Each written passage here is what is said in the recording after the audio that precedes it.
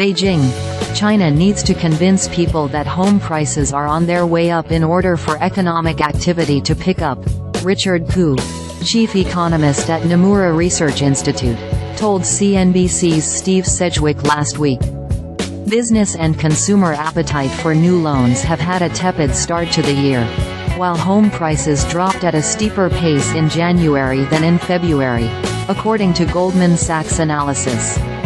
In other words, as Koo warned last year, China may be entering a balance sheet recession, similar to what Japan experienced during its economic slump.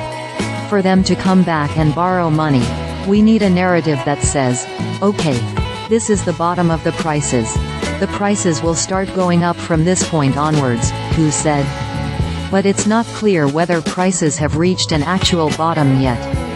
Koo and other analysts have pointed out that in China's policy-driven economy, house prices have not fallen as much as expected given declines in other aspects of the property market. Chinese officials have said that real estate remains in a period of adjustment. The country has also been emphasizing new growth drivers such as manufacturing and new energy vehicles. Real estate and related sectors have accounted for at least 1/5 of China's economy, depending on analyst estimates. The property market began its latest slump after Beijing cracked down on developers' high reliance on debt in 2020. That coincided with the shock from the COVID-19 pandemic.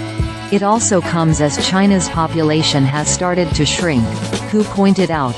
A big difference with Japan, whose population didn't start to fall until 2009, he said.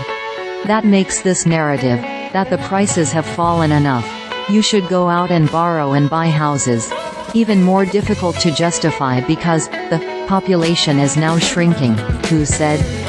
China's economy officially grew by 5.2% in 2023, the first year since the end of COVID-19 controls. Beijing has set a target of around 5% growth for 2024. However, many analysts have said such a goal is ambitious without more stimulus. Chinese authorities have been reluctant to embark on large-scale support for the economy. Koo said an underlying reason is that Beijing views its prior stimulus program as a mistake.